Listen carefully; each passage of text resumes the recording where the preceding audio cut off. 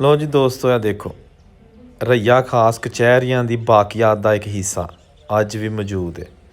ਪਤਾ ਨਹੀਂ ਕੀ ਗੋਲ ਕਮਰਾ ਬਣਿਆ ਹੈ।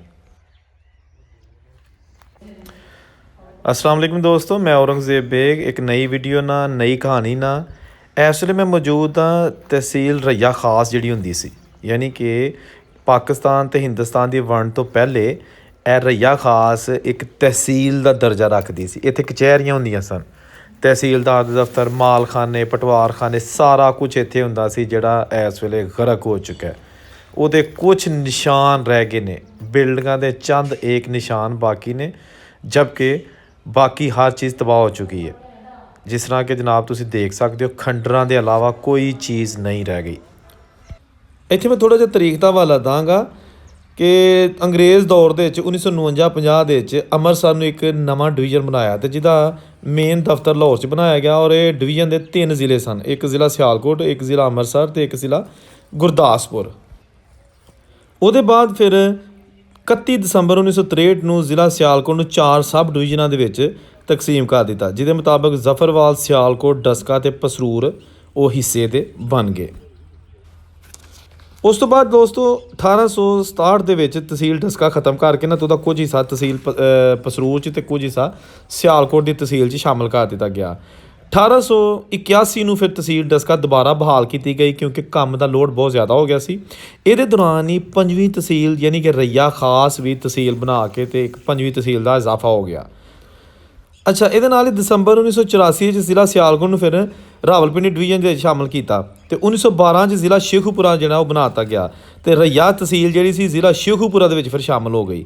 ਇਹਦੇ ਨਾਲ ਹੀ ਸਿਆਲਕੋਟ ਦੀਆਂ ਫਿਰ 5 ਦੀ ਬਜਾਏ 4 ਤਹਿਸੀਲਾਂ ਰਹਿ ਗਈਆਂ ਅਤੇ 1922 'ਚ ਜ਼ਫਰਵਾਲ ਤਹਿਸੀਲ ਜਿਹੜੀ ਹੈ ਨਾ, ਉਹਨੂੰ ਤੋੜ ਕੇ ਅਤੇ ਨਾਰੋਵਾਲ ਦਾ ਜਿਹੜਾ ਨਾ ਉਹ ਨਾਰੋਵਾਲ ਨੂੰ ਤਹਿਸੀਲ ਦਾ ਦਰਜਾ ਦੇ ਦਿੱਤਾ।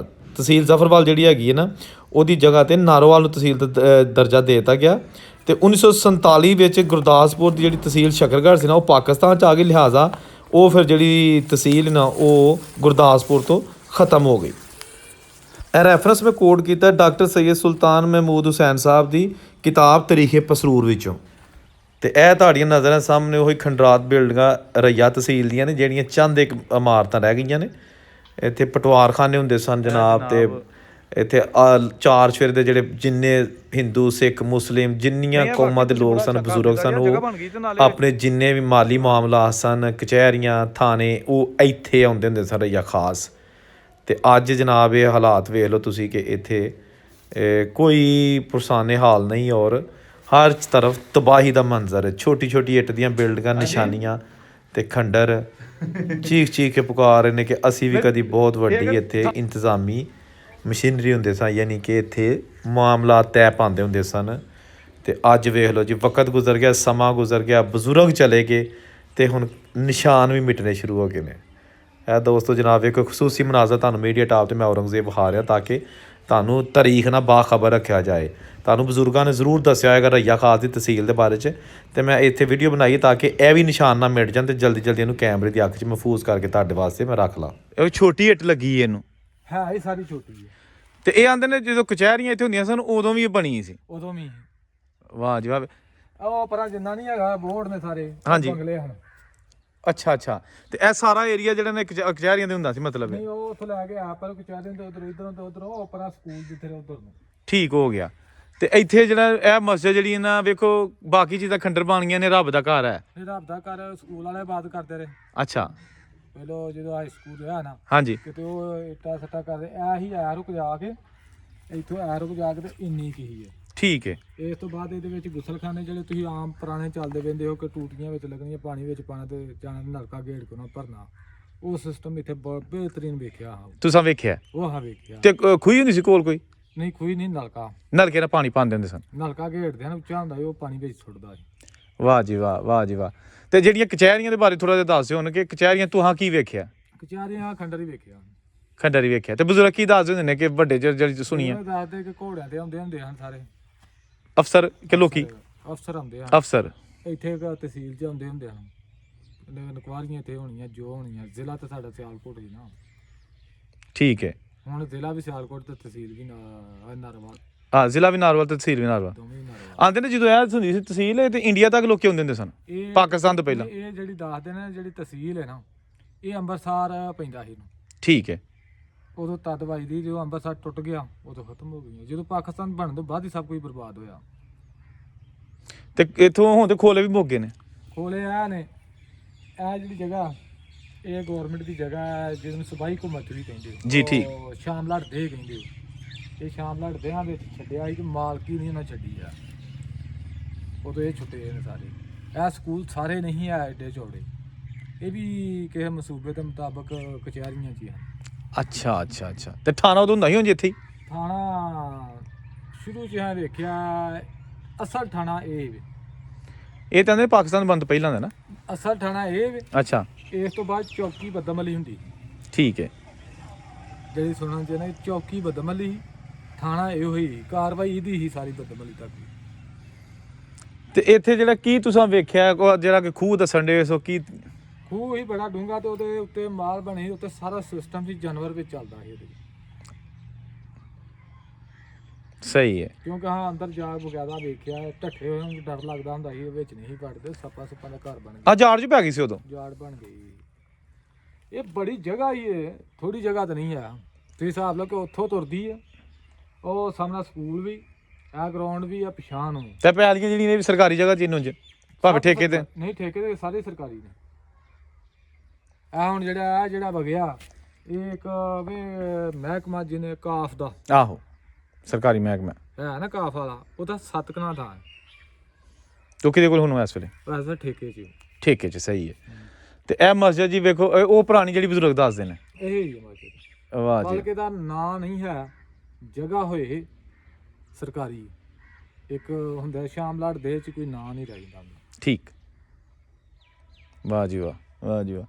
ਤੇ ਇਹ ਕਚਹਿਰੀਆਂ ਤੇ ਮੁੱਕ ਗਈਆਂ ਤੇ ਫਿਰ ਉਸ ਤੋਂ ਬਾਅਦ ਹੌਲੀ ਹੌਲੀ ਸਭ ਕੁਝ ਮੁੱਕ ਗਿਆ। ਤੁਸੀਂ ਇੱਕ ਇਹ ਅੰਦਾਜ਼ਾ ਕਰ ਲਓ, ਮੱਤੇ ਕੀ ਪਿੰਡ, ਹਾਂਜੀ, ਗਾੜੂਵਾਲ ਪਿੰਡ, ਰਈਆ ਪਿੰਡ ਤੇ ਤਰਪਾਲ ਪਿੰਡ, ਇਹ ਨੇ ਸਾਰੇ ਸ਼ਾਮਲਾਟ ਚ। ਉਹ ਕਿਉਂ? ਉਹਦੀ ਰਜਿਸਟਰੀ ਕੋਈ ਨਹੀਂ। ਇਹ ਸਿੱਖਾਂ ਦੇ ਪਿੰਡ ਹੁੰਦੇ ਸਨ। ਇੰਤਕਾਲ ਕੋਈ ਨਹੀਂ। ਜਿਹੜਾ ਵੀ ਪਿੰਡ ਹੈ ਨਾ, ਹਾਂਜੀ, ਆਬਾਦੀ ਵਾਸਤੇ ਛੱਡਿਆ, ਆਬਾਦੀ ਦੇ ਉਹਨੂੰ ਕਹਿੰਦੇ ਨੇ। ਜਿੰਨੇ ਤੁਹਾਡੇ ਨੇ ਇਹ ਸ਼ਹਿਰ, ਉਹ ਤੁਹਾਡੇ ਨੇ ਕਾਗਜ਼ਾਂ ਤੇ। ਠੀਕ ਹੈ। 3 ਮਰਲਾ ਕੋਈ ਲੈਣ, ਕੋਈ 4 ਮਰਲਾ ਲੈਣ, ਇਹਦੀ ਤੁਸੀਂ ਸਿਰਫ ਸਟਾਂਪ ਕਰਾ ਸਕਦੇ ਹੋ। ਪਿੰਡਾਂ ਦੇ ਪਿੰਡ ਜਿਹੜੀ ਜਗ੍ਹਾ ਹੈਗੀ ਹੈ, ਜਿਹੜੀ ਜਗ੍ਹਾ ਹੈ, ਲੇਕਿਨ ਤੁਸੀਂ ਇਹ ਪ੍ਰੂਫ ਨਹੀਂ ਦੇ ਸਕਦੇ ਵਾਹ ਜੀ ਵਾਹ। ਕਿ ਗਵਰਨਮੈਂਟ ਨੂੰ ਤੁਸੀਂ ਦੱਸੋ ਕਿ ਮੈਨੂੰ ਇੰਨਾ ਕਰਦਾ ਦੇ ਦਿਓ, ਉਹਦਾ ਪ੍ਰੂਫ ਨਹੀਂ ਹੈ। ਓਏ ਹੋਏ ਵਾਹ ਯਾਰ, ਤੇ ਬੜੀ ਅੱਛੀ ਗੱਲ ਦੱਸੀ, ਸਮਝ ਵਾਲੀ ਗੱਲ ਹੈਗੀ। ਹਾਂਜੀ, ਉਹਦਾ ਕੋਈ ਪ੍ਰੂਫ ਨਹੀਂ ਹੈ। ਤੁਹਾਡੇ ਪਿੰਡ ਮੱਤੇ ਕੀ ਤੇ ਕਾਫੀ ਮੇਰੇ ਨਾਲ ਸਿੱਖ ਹੁੰਦੇ ਸਨ, ਪੁਰਾਣੇ ਬਜ਼ੁਰਗ ਦੱਸਦੇ ਨੇ। ਸਿੱਖ ਤੇ ਬੇਬਾਹ ਹਨ। ਸਿੱਖ ਵਾਹ। ਤੁਸੀਂ ਇੱਕ ਹੋਰ ਛੋਟੀ ਜੀ ਗੱਲ ਲੈ ਲਓ, ਜੀ ਜੀ। ਮਾਲਕ ਇੱਥੇ ਕੋਈ ਨਹੀਂ, ਕਿਸ ਚੀਜ਼ ਦਾ? ਜ਼ਾਤੀ ਜ਼ਮੀਨ ਦਾ। ਅੱਛਾ। 10 ਕਿੱਲੇ, 20 ਕਿੱਲੇ, 30 ਕਿੱਲੇ, 25 ਕਿੱਲੇ, ਇਸ ਤੋਂ ਵੱਧ ਮਾਲਕ ਹੀ ਕੋਈ ਨਹੀਂ ਆ। ਲਓ ਜੀ, ਇਹ ਮਸਜਿਦ ਵੇਖੋ ਤੁਸੀਂ, ਕਿ ਇਹ ਪੁਰਾਣੇ ਬੂਹੇ ਲੱਗੇ ਨਾ ਜੀ ਇਹਨੂੰ। ਇਹ ਪੁਰਾਣੇ ਨੇ। ਵੇਖੋ ਮੋਟੀਆਂ ਚਗਾਠਾਂ ਵਾਲੇ। ਇਹਦੇ ਉੱਤੋਂ ਆਹ ਛੱਤ ਲਾਈ ਆ, ਛੱਤ ਲਾ ਕੇ ਬਦਲੀ ਹੈ। ਛੱਤ ਲਾ ਕੇ ਲੈਂਟਰ ਪਾਇਆ ਜੀ। ਛੱਤ ਜਿਹੜੀ ਹੈ ਬਾਲੇ ਵਿਕੇ ਨੇ 30,000 ਦੇ। ਵਾਹ ਜੀ ਵਾਹ। ਸਿਰਫ ਬਰਾਂਡੇ ਦੇ ਕਿੱਦੂਆਂ ਦੇ? ਇੱਕ ਦੇ। ਅੱਛਾ, 30,000 ਦੇ। ਇਹਦੀ ਜਿਹੜੇ ਬਾਲੇ ਹਨ, ਜਿੰਨੀ ਇਹ ਛੱਤ ਹੈ ਉਨੇ ਬਾਲੇ ਹਨ, ਜਿੱਡੀ ਚੌੜੀ ਛੱਤ। ਤੇ ਦਿਹਾੜੀ? ਬਿਹਾਰੀ ਬਾਲੇ। ਆਹ ਬਿਹਾਰੀ ਪਾਲੇ। ਜਿੱਡੀ ਚੌੜੀ ਛੱਤ ਹੈ, ਹੂੰ। ਅੱਜ ਦਾ ਵਿੱਚ ਤੁਸੀਂ ਸਹਿ ਨਹੀਂ ਸਾਰੇ ਬਾਲੇ।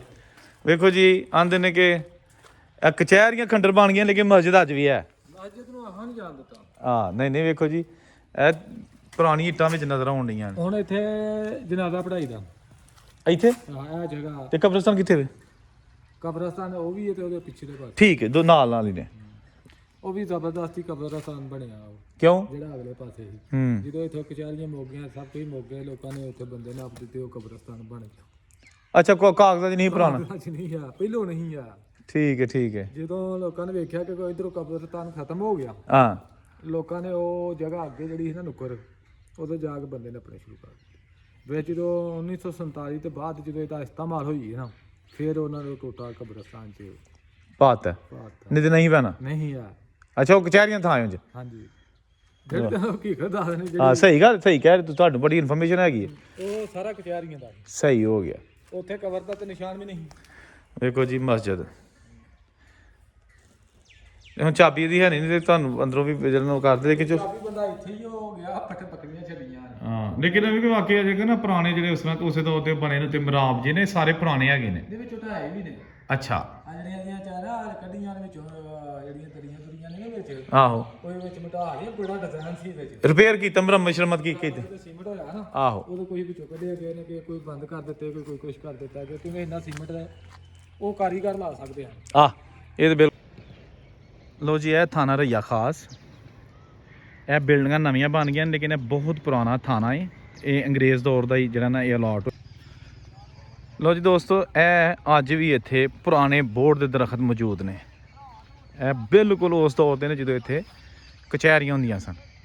ਇਹ ਇਹਨਾਂ ਦੀ ਸ਼ੇਪ ਹੀ ਦੱਸ ਰਹੀ ਹੈ ਕਿ ਇਹਨਾਂ ਦੀਆਂ ਜੜ੍ਹਾਂ ਕਿ ਇਹ ਬਹੁਤ ਪੁਰਾਣੇ ਨੇ।